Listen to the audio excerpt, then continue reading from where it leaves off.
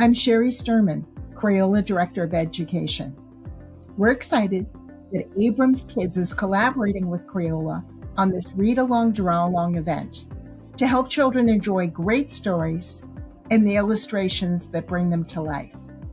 So grab some drawing supplies and get ready for an interactive story session. Joining me today is author Deidre Havrelock and illustrator Aphelandra. Deidre, please tell us what inspired you to write this book and how your research and conversations with Carol Powder helped you to tell this important, culturally rich story.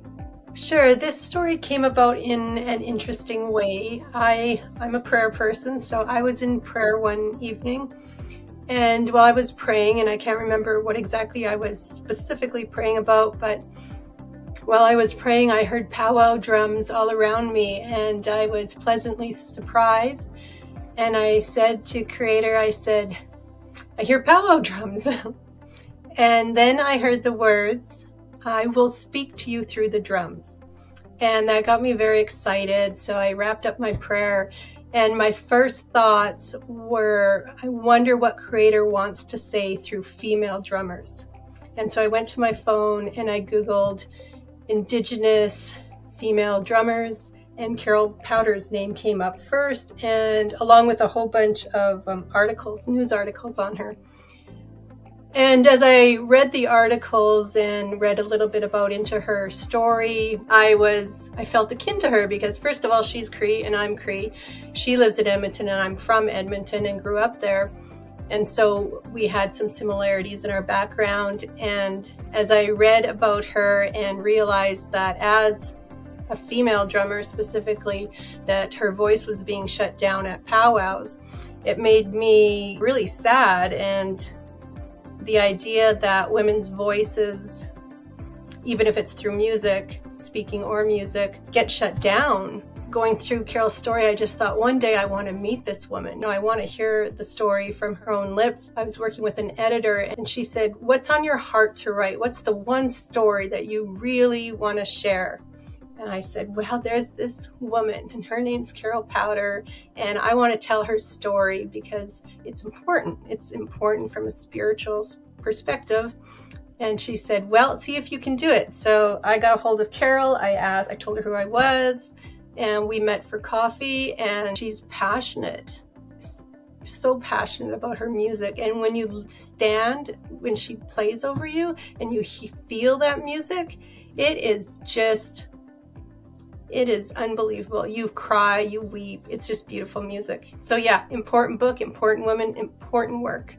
Our viewers are eager to hear this story. Please read Heartbeat Drum. The Heartbeat Drum, the story of Carol Powder, Cree drummer and activist. Written by Deidre Havrelock, illustrated by Aphelandra. Deep in the woods, in a log cabin facing a lake, a family lived, hunting, fishing, and making music. Musham's drumbeat went pa-pum, pa-pum, pa-pum, pa-pum. Uncle's voices poured out, hi-ya, hi-ya, way-ya, hey-ya, oh. Cookham sang, we are strong, we are singing, and we will continue. Whenever Carol sang along to her family's music, her heart was light and full of joy. One day, Musham told Carol, women first made the drum. It is the sound of a mother's heartbeat, and now you must learn to drum so that our music can continue.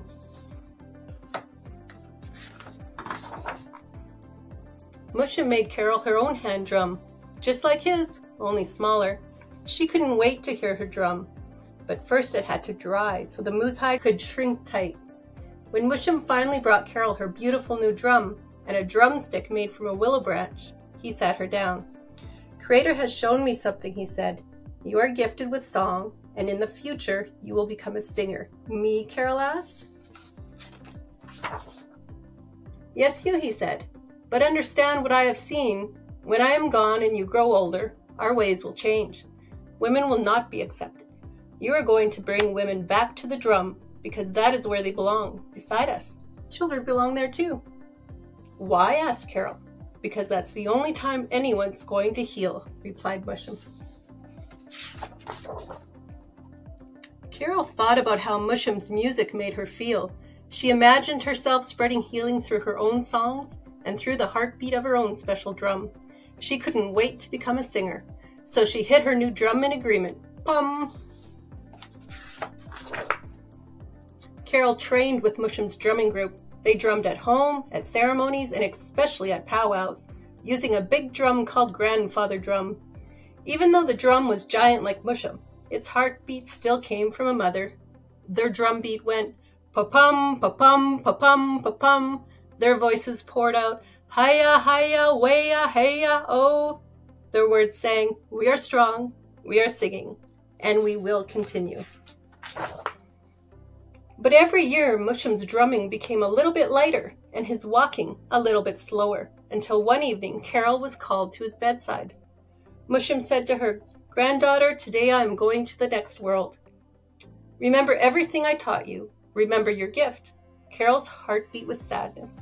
Pa-pum, pa-pum, as she promised to practice her drum without Mushum.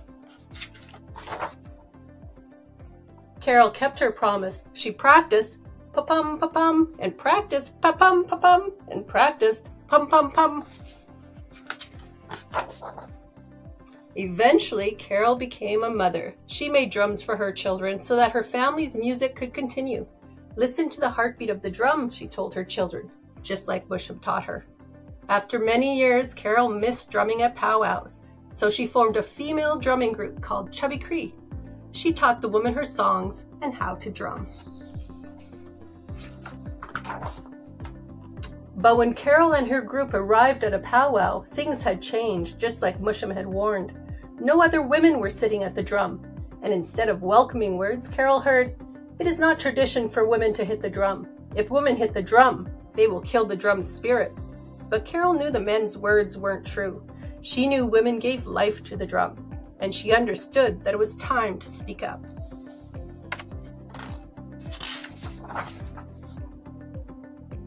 At first, Carol was scared of being in front of people, having to speak her truth about why she was drumming. What would people think? Would they laugh at her? Would they call her disrespectful? "I want to educate my people about women drumming," she called out to the crowd one day after being turned away at a powwow. As she spoke, her heart beat with nervousness. Pa-pum, pa-pum, pa-pum. It seemed like nobody wanted to listen.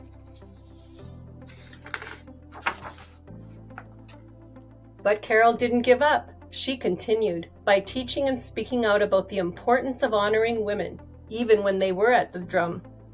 And as grandchildren were born, she continued by passing on Mushum's teachings to the next generation. Today, despite those who disagree, Carol and her group share their music at climate events for the healing of Mother Earth. They sing and drum at special ceremonies honoring residential school survivors, and they pour their healing music over all those who have lost loved ones. Sometimes they simply meet in the park, playing for anyone who needs to feel the joy of a mother's heartbeat. Their drum beat goes, pa-pum, pa-pum, pa-pum, pa-pum. Their voices pour out, hi-ya, hi-ya, way-ya, hey-ya, oh. Their words sing, we are strong, we are singing, and we will continue. Aphelandra, your art is painterly and full of movement. Could you please tell us how you chose this approach to the illustrations in the book? And why did you decide to illustrate some scenes with the characters in various shades of one warm color? For my approach to this book, I wanted to make sure everything felt true to life because it's Carol's real life story. So I wanted it to be accurate and to really represent who she is and what her story has been. So I did a lot of research, and part of that was looking at photos of Carol and her family. I started looking up and watching videos of Indigenous drummers online and of her band, Cheri Sterman, which I definitely recommend seeing those videos. They're amazing. But as I was watching them, I was like, I feel like I'm not getting the full experience. I feel like I need to go to a powwow in real life. So that inspired me to actually go to the first powwow I ever went to in the Oneida Nation, which is the tribe my family is from, that I'm descended from. So that was an amazing experience because I got to see the drummers in real life, and it really inspired me to do justice to those scenes of Carol drumming and going to powwows with her group. And as for the color, when I choose to color something all in a limited palette, like just a shade of one color or a few colors, that's because in art, colors can make the reader or the viewer feel certain emotions. So certain emotions might be tied to certain colors. Often when we see something in warm colors like red, orange, yellow, we feel that warmth, we feel that passion and energy and intensity. For this page over here, this is where Carol has grown up and has really learned how to drum well and passionately and with a lot of energy. So that's why I chose to illustrate that page all in reds and oranges and yellows, so that the reader can look at that page and also feel. This book is filled with powerful images that helps readers understand the importance of drumming. Please show us how to draw one of the drums that you illustrated in the book. Today I'm going to show you how to draw Musham's drum, which looks like this. It has a group of women and men and children all together on the drum like a family. So to get started, we're going to take a big piece of construction paper, and we want a big circle shape for the drum. So my trick is to grab a plate and just use a pencil to trace around the rim of the plate like this. And there you have a perfect circle. We're not going to cut this out just yet. We're actually going to start outlining the people first. So I'm going to use this brown marker. You can use whatever tools you want, but I'm going to be using markers today. And I'm going to start over here with a big rectangle shape for the first person's face. And then a big oval shape, another big oval shape, and another big rectangle shape. So these are the heads of the adults, and then below them I'll draw 3 small round shapes, and those are the kids. Next we're going to outline the kids' clothes. So I'm going to use this purple marker and draw 2 curved lines for his body, and I'm going to use red next and draw 2 curved lines, and then I'm going to use orange, the last child, and draw these 2 curved lines. I'm going to go back to the red marker and start with this person over here, and just like I did the straight lines for their head to create kind of a boxy shape, I'm going to do the same thing for their body and use the straight lines. And then for the next person, I'm going to go back to orange, and since this person has a curved oval head shape, I'm also going to use curved lines for their body. And for the next person, I'll do the same thing, but in purple. And then we'll go right back to red and use the straight lines. And I like to do this just because it's fun to use different shapes and different sizes for different characters. Now that everybody is outlined, we can start coloring them in. So I'm going to grab my same brown marker from before and just start coloring in this character. Let's color in the circle shape we made earlier, and then use the red marker to color in their clothes. And when I color in using markers, I just use long, curved, slightly curved lines, all going the same direction. And that's just because I think that helps it look a bit neater at the end. And sometimes I just go over them twice to make sure the color stands out really well. And you don't need to worry about being neat on the edge here because we're going to trim that off later anyway. So you can be a little messy there. So you can keep filling in all the colors for all the people, and once that's done, your artwork will look something like this, with everybody colored in. And now we can use a darker marker to add some details to their clothes. So for the adults, I'm going to do 3 straight lines that look like they're in a big capital Y shape on their clothes. So I'll do that for each adult. 3 big lines. And then for the kids, I'm going to do something similar, but I'm just going to do the first top 2 lines, just to make the kids' clothes a little simpler. And now we can fill in their hair. And just like I used straight lines for this character's head and body, I'm also going to use straight lines for their hair. So I'm going to draw 2 triangles and fill them in, and then 2 long straight lines for the braids.